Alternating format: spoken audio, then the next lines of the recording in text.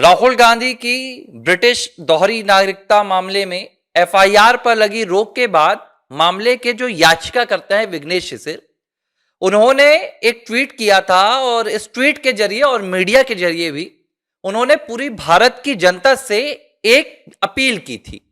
और यह अपील उन्होंने चीफ जस्टिस ऑफ इंडिया यानी कि सुप्रीम कोर्ट के मुख्य न्यायाधीश जस्टिस सूर्यकांत शर्मा साहब से करने के लिए की थी, जिसमें उन्होंने ये नहीं कहा था कि आप इलाहाबाद हाईकोर्ट को एफआईआर का आदेश देने के लिए कहें या इलाहाबाद हाईकोर्ट को यह कहें कि वो एफआईआर का फरमान सुनाए, बल्कि विघ्नेश शिशिर ने दूसरी मांग की थी।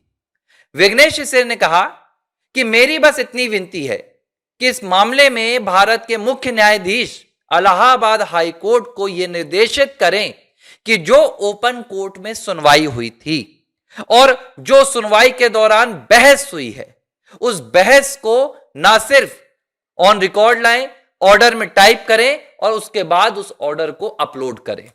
अब ऐसा विघ्नेश शिशिर क्यों कर रहे हैं और उन्होंने क्या मांग की है? उन्होंने कहा कि सिर्फ मैं नहीं, मतलब इस मामले को जो भी चाहता है, भारत की जो पूरी जनता है जो चाहती है कि इस मामले में निष्पक्षता से ये पूरी जांच सामने आए, क्या हुआ क्या नहीं हुआ, वो सीजीआई से ये अपील करे कि फैसले को सामने लाया जाए। और विघ्नेश शिशिर की इस मांग के बाद दोस्तों supreme.court.net.in यानी कि जो सीजीआई की वेबसाइट है, वहां पर सैकड़ों मेल भेजी जा चुकी है, हजारों मेल, सैकड़ों तो छोटा आंकड़ा है, सैकड़ों तो मैं देख कर आ रहा हूं, हजारों मेल सुप्रीम कोर्ट के मुख्य न्यायाधीश को भेजी जा रही है, जिसमें उनसे यह अब अपील की जा रही है कि ओपन कोर्ट में जो सुनवाई हुई थी उसे भी ऑन रिकॉर्ड लिखा जाए, क्योंकि यहीं पर पूरा कहीं ना कहीं खेल हुआ है। विघ्नेश शिशिर 17 अप्रैल को इस मामले को जीतते हैं। 17 अप्रैल की शाम उन्हें पता चलता है, डिसीजन कोर्ट का आता है और कहा जाता है कि एफआईआर अलाउड कर दी गई है। लेकिन 18 तारीख को शाम को 4 बजे एक और ऑर्डर अपलोड होता है, जिसमें लिखकर आता है कि अभी एक और सुनवाई होगी। अगली सुनवाई 20 अप्रैल को रखी गई। इस पूरे मामले में जो ऑर्डर सामने आया वो मैंने आपको कई बार पढ़कर बताया है, फिर बता देता हूं। उसमें जस्टिस सुभाष विद्यार्थी जो इस पूरे मामले में बेंच में थे, जो सुन रहे मामले को, उन्होंने कहा कि ऑर्डर लिखने से पहले, टाइप करने से पहले और साइन करने से पहले अचानक उन्हें यह ध्यान आया कि अभी इसमें हमने राहुल गांधी को नोटिस नहीं भेजा है, और उन्होंने एक फैसला निकाल लिया। कौन सा फैसला? इसी कोर्ट का, फुल बेंच का, जिसमें फुल बेंच ने इसी तरह एक मामले में आरोपी पक्ष जो था उसे नोटिस भेजा था। जज साहब ने अकेले तय कर लिया कि नहीं, एफआईआर का आदेश नहीं होना चाहिए, बल्कि पहले इस पर चर्चा होनी चाहिए कि नोटिस भेजा जाएगा या नहीं भेजा जाएगा। तमाम चीजों को लेकर 20 अप्रैल को सुनवाई होगी। बहुत सारे सवाल आ रहे हैं। सवाल इसलिए सामने आ रहे हैं कि कौन सा फैसला आपको सुनाया जाता है, यानी कि जब जज फैसला सुनते हैं तो कौन सा ऑर्डर आपको दिखाना है, यह काम वकीलों का होता है। बहुत साधारण सी बात है। आरोपी पक्ष का वकील होता है, दूसरा पक्ष जो होता है फरियादी उसका पक्ष होता है, दोनों आरोप लगाते हैं, अपने अपने तरीके से सच साबित करने का प्रयास करते हैं। लेकिन इस मामले में थोड़ा सा उलट हुआ। जज साहब को यह ऑर्डर, जिस ऑर्डर की वजह से राहुल गांधी बच गए हैं, जिस ऑर्डर की वजह से उनकी लगी एफआईआर पर स्टे हो गया, रोक लग गई है, अभी मतलब उस पर एफआईआर अलाउड ही नहीं की गई है, वो जज साहब ने खुद निकाल लिया।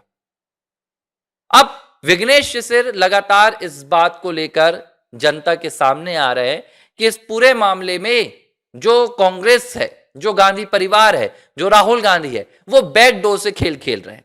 वो सामने नहीं आ रहे हैं, लेकिन फोर्स का इस्तेमाल कर रहे हैं, मतलब एक ताकत का इस्तेमाल कर रहे हैं, और इस ताकत के सहारे वो फैसले को कहीं ना कहीं इस फैसले को प्रभावित करने की कोशिश कर रहे हैं।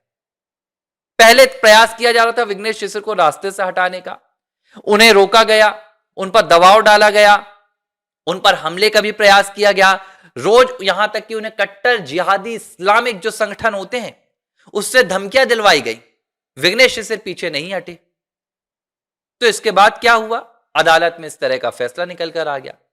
हालांकि विघ्नेश शिशिर ने कहीं भी न्यायपालिका को लेकर इस फैसले में कोई भी ऐसी बात नहीं की है जिसमें उन्होंने आरोप लगाया हो या जिसमें उन्होंने जस्टिस सुभाष विद्यार्थी पर किसी तरह की कोई टिप्पणी की हो, क्योंकि इसके पीछे एक कारण है।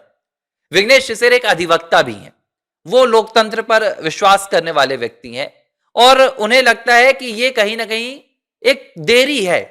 उन्होंने आज फिर ट्वीट्स किए और उन्होंने कहा कि हमने सुप्रीम कोर्ट के ऐसे सैकड़ों हमने ऑर्डर्स निकाले हैं जहां पर हम ये तमाम जो रिकॉर्ड्स है सामने लेकर जाएंगे और एफआईआर एक बार फिर से होगी। लेकिन एक बात का उन्होंने बार बार जिक्र किया, फॉरेन डीप स्टेट। विघ्नेश शिशिर का सीधा कहना है कि डीप स्टेट इस पर काम कर रहा है। डीप स्टेट कौन है?